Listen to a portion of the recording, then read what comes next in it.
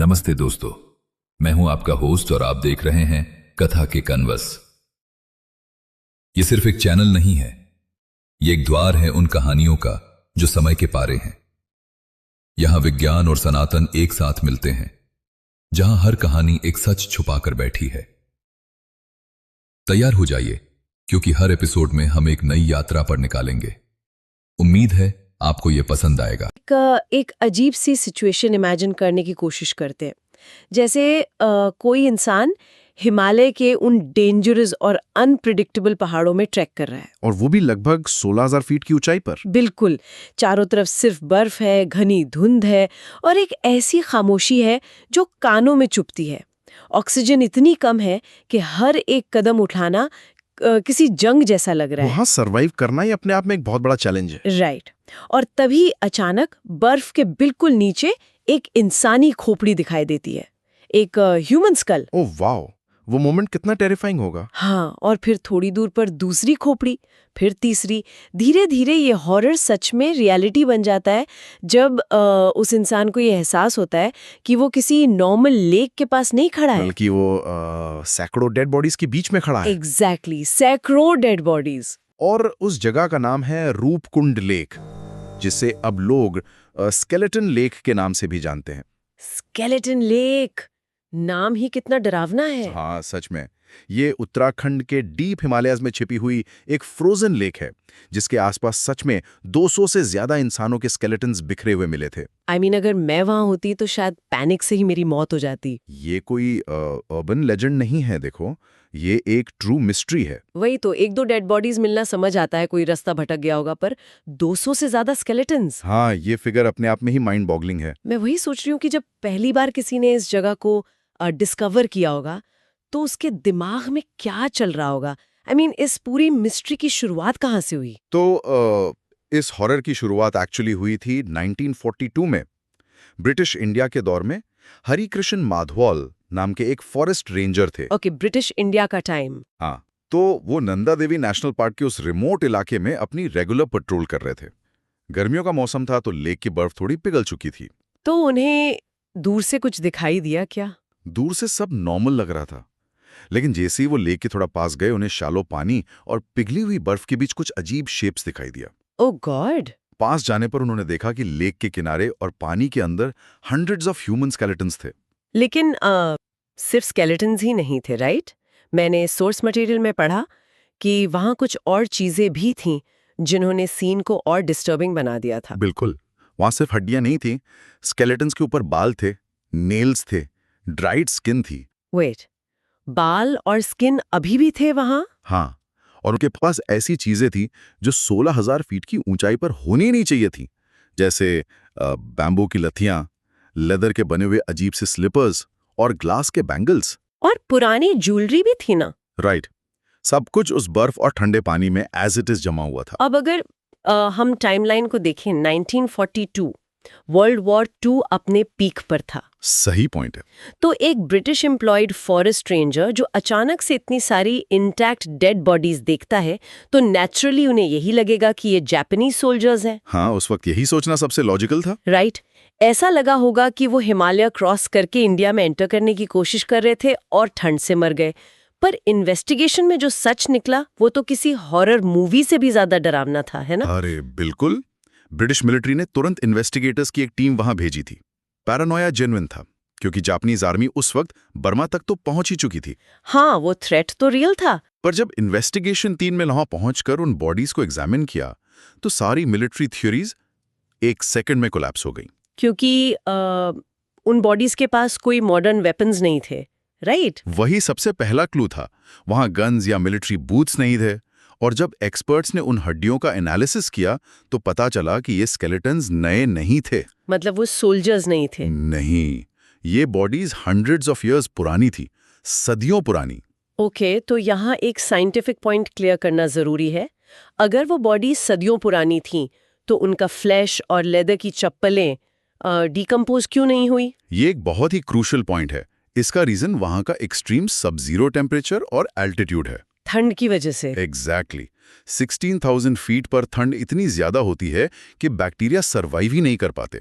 रूपकुंड का freezing environment basically एक natural deep freezer की तरह काम करता है। वाओ, एक नेचुरल टाइम मशीन। तो इन्वेस्टिगेटर्स के पास दो थियरीज बची होंगी, या तो ये कोई डेड आर्मी थी, किसी पुराने राजा की सेना। हाँ, या फिर ये पिलग्रिम्स थे यानी तीर्थयात्री जो रास्ता भटक गए। राइट, पर फिर उन्हें स्कल्स में कुछ मिला ना। वही तो सबसे अजीब बात थी। जब एंथ्रोपोलॉजिस्ट ने इन स्कल्स को स्टडी किया तो उन्हें एक अजीब तरह का इंजरी पैटर्न मिला। तुम उन स्ट्रेंज क्रैक्स की बात कर रहे हो, पर हड्डियों का टूटना तो नॉर्मल है अगर कोई पहाड़ से गिरे। एवलेंचेस में हड्डियां टूटती हैं, पर रैंडमाइज तरीके से। लेग्स, रिब्स सब फ्रैक्चर होते हैं, पर रूपकुंड के स्केलेटन्स में सिर्फ उनके स्कल्स और शोल्डर्स पर इंजरीज थीं। सिर्फ सर और कंधे पर? हाँ, और ये क्रैक्स नॉर्मल फ्रैक्चर्स नहीं थे। ये परफेक्टली सर्कुलर, बिल्कुल गोल क्रैक्स थे। ऐसा लग रहा था जैसे किसी ने ऊपर से किसी बेहद भारी और गोल चीज से उन पर डायरेक्टली अटैक किया हो। तो इसका मतलब उनका मर्डर हुआ था, पर वहां तो कोई वेपन्स ही नहीं मिले। यही तो पजल है। वहां कोई तलवार मिली, ना पत्थर के हथियार, कुछ भी नहीं। जब लॉजिक ऐसे फेल हो जाता है ना, तो लोग अक्सर लोकल कहानियों की तरफ मुड़ते हैं। और लोकल विलेजर्स के पास नंदा देवी के श्राप की एक बहुत पुरानी कहानी थी। अरे वो कहानी इतनी स्ट्रांग थी कि उसने ब्रिटिश ऑफिसर्स को भी एक बार सोचने पे मजबूर कर दिया था। हाँ, वो राजा जसधवल वाली लेजेंड ना, जो अपनी प्रेग्नेंट रानी और डांसर्स के साथ नंदा देवी पिलग्रिमेज पर गए थे। एग्जैक्टली। राजजत यात्रा ये एक बेहद सेक्रेड प्रोसेस मानी जाती थी, जहां लाउड म्यूजिक या डांस बिल्कुल मना था। पर उन्होंने वार्निंग इग्नोर कर दी। बिल्कुल। राजा ने उस रिलीजियस ट्रिप को एक रॉयल वेकेशन बना दिया, और लेजेंड कहती है कि देवी ने उन्हें सजा देने का फैसला किया। अचानक से मौसम खराब हो गया, राइट? हाँ, आसमान बिल्कुल पिच ब्लैक हो गया और एक टेरिफाइंग थंडरस्टॉर्म शुरू हुआ, और फिर आसमान से बर्फ के गोले गिरने लगे। पर वो गोले नॉर्मल नहीं थे। नहीं, लेजेंड कहती है कि ये बर्फ के गोले क्रिकेट बॉल के साइज के थे। Oh my God! 1 मिनट के लिए इस मंजर को सच में विजुलाइज करते हैं। किसी के पास छुपने की कोई जगह नहीं है, 16,000 फीट पर। वहां कोई गुफा या पेड़ नहीं होता। राइट, और आसमान से डायरेक्टली क्रिकेट बॉल के साइज के आइस ब्लॉक्स गिर रहे हैं। टर्मिनल वेलोसिटी पर वो किसी आयरन बॉल की तरह इम्पैक्ट करेंगे। एक एक करके सबके सिर क्रश हो रहे होंगे। पैनिक का लेवल सोच के ही डर लगता है। वही तो।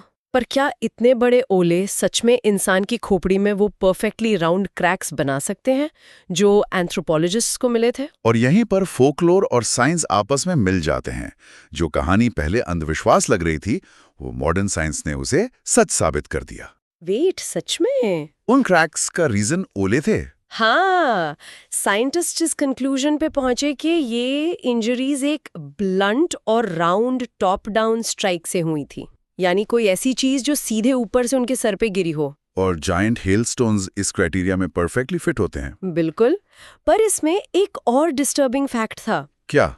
उन बॉडीज में डिफेंसिव वुंड्स ऑलमोस्ट ना के बराबर थे। जब सर पर कुछ गिरता है तो इंसान ऑटोमेटिकली अपने हाथ ऊपर करता है ना, बचने के लिए। हाँ, रिफ्लेक्स एक्शन होता है। तो हाथों पर फ्रैक्चर्स होने चाहिए थे। पर इन स्केलेटन्स में वो डिफेंसिव वुंड्स थे ही नहीं। इसका मतलब अटैक इतना सडन था कि उन्हें अपने हाथ उठाने तक का टाइम नहीं मिला। Okay, let's unpack this. मतलब रहस्य सुलझ गया, ओले गिरे और सब मारे गए। अरे नहीं, असली ट्विस्ट तो अभी आना बाकी है। अगर यही सच होता तो मिस्ट्री कब की सॉल्व हो चुकी होती। अब इसमें क्या ट्विस्ट आएगा? सबसे बड़ा ट्विस्ट अर्ली 2000s में आया, जब डीएनए टेस्टिंग और रेडियो कार्बन डेटिंग की गई। जब इन बोन्स को एडवांस्ड लैब्स में भेजा गया तो ऐसी डिटेल्स आईं जिन्होंने सबको हिलाकर रख दिया। रेडियो कार्बन डेटिंग से क्या पता चला? उन सब की डेथ एक ही तूफान में हुई थी ना? नहीं हुई थी, वही तो सबसे बड़ा शॉक था। रेडियो कार्बन डेटिंग से पता चला कि ये सब लोग एक साथ एक दिन में नहीं मरे थे। वेट, तो उनकी डेथ्स के बीच कितना फासला था? कुछ स्केलेटन्स अराउंड 800 एडी के थे, यानी लगभग 1200 साल पुराने, और कुछ स्केलेटन्स 1800 एडी के आसपास के निकले। क्या बात कर रहे हो? उनकी मौत के बीच में लिटरली 1000 साल का फासला था? हाँ, 1000 साल। ये तो पूरी तरह से इंसेन है। इसका मतलब रूपकुंड में सिर्फ एक ट्रेजेडी नहीं हुई, 1000 साल के गैप में अलग अलग ग्रुप वहां आके मरे। ये किसी डेथ वैली की तरह लग रहा है। पर डीएनए टेस्ट्स ने क्या बताया? डीएनए टेस्टिंग ने इसको एक ग्लोबल मिस्ट्री बना दिया। रिजल्ट से पता चला कि पहला ग्रुप तो साउथ एशियन यानी लोकल इंडियन पॉपुलेशन का था, जो 800 एडी के आसपास मरे थे। शायद वही राजा जसधवल और उनके लोग। हाँ। और दूसरा ग्रुप जो 1800 एडी में मरा था, उनका डीएनए इंडिया से मैच ही नहीं कर रहा था। वो कंप्लीटली डिस्टिंक्ट था। तो कहाँ का था? वो मेडिटेरेनियन ओरिजिन के थे। वेट, मेडिटेरेनियन यानी ग्रीस या क्रीट के आसपास के लोग। एग्जैक्टली। कुछ markers specifically present day Greece और क्रीट के रीजन की तरफ पॉइंट कर रहे थे। अरे मतलब ये तो बिल्कुल इम्पॉसिबल लग रहा है। 1800s में यूरोप से एक पूरा ग्रुप इंडिया आता है और 16,000 फीट ऊंचाई वाले पहाड़ों पर चला जाता है, और उसी सेम आइसोलेटेड लेक के पास जाकर मर जाता है जहां 1000 साल पहले लोकल्स मरे थे। वही ना। वाई? वहां क्या ढूंढ रहे थे? यही वो सवाल है जिसका जवाब अभी तक किसी के पास नहीं है। क्या वो ट्रेड के लिए आए थे या कोई रिलीजियस आर्टिफैक्ट ढूंढ रहे थे? हमें नहीं पता। जब मैं ये सोचती हूँ तो ह्यूमन नेचर का एक अजीब सा पैटर्न दिखता है। लोग हमेशा उन जगहों पर क्यों जाना चाहते हैं जो क्लियरली उन्हें मार सकती हैं? ये एक्सट्रीम क्यूरियोसिटी और डेंजर का थ्रिल हमारी साइकोलॉजी में बहुत डीपली एम्बेडेड है। आज भी इतनी डिटेल सामने आने के बाद लोग वहां जाने से रुकते थोड़ी हैं। हाँ, और आज भी ट्रैकर्स जब रूपकुंड लेक जाते हैं तो उन्हें वहां का एक्सपीरियंस बहुत अनसेटलिंग लगता है। जब अचानक से हेवी फॉग घिराती है तो लेक के आसपास एक अजीब सी डेथली साइलेंस छा जाती है। एक ऐसी चुप्पी जहां कोई नेचुरल आवाज भी नहीं आती। सिर्फ घुटने वाली खामोशी और बिखरी हुई सदियों पुरानी हड्डियां हैं, जबकि वहां कोई नहीं होता। बिल्कुल। और रात में ह्यूमन शैडोज को मूव करते हुए देखने के भी क्लेम्स हैं। अब नेचुरली इसका साइंटिफिक प्रूफ तो नहीं दे सकते हम। हाई अल्टीट्यूड पर ऑक्सीजन की कमी से हैलुसिनेशंस होना आम बात है। हाँ, ब्रेन खुद ही आवाजें क्रिएट करने लगता है। पर लोकल्स आज भी उस जगह को सेक्रेट और शापित मानते हैं। उनके लिए वो स्केलेटन्स सिर्फ हड्डियां नहीं, उन आत्माओं के घर हैं जो अपना रास्ता भटक गए थे। एक बात तो तय है, दुनिया की सबसे डरावनी चीज कोई भूत या प्रेत नहीं होते। सबसे टेरिफाइंग चीज वो फिजिकल मिस्ट्रीज होती हैं जो एविडेंस बनकर हमारी आंखों के ठीक सामने में होती है। सही बात है। हमें पता है कि वो स्केलेटन्स और चप्पलें क्या हैं, पर हम कैसे और क्यों का जवाब नहीं जानते। और ये जो सच का अधूरा होना है ना, यही ह्यूमन माइंड को सबसे ज्यादा अनसेटल करता है। बिल्कुल।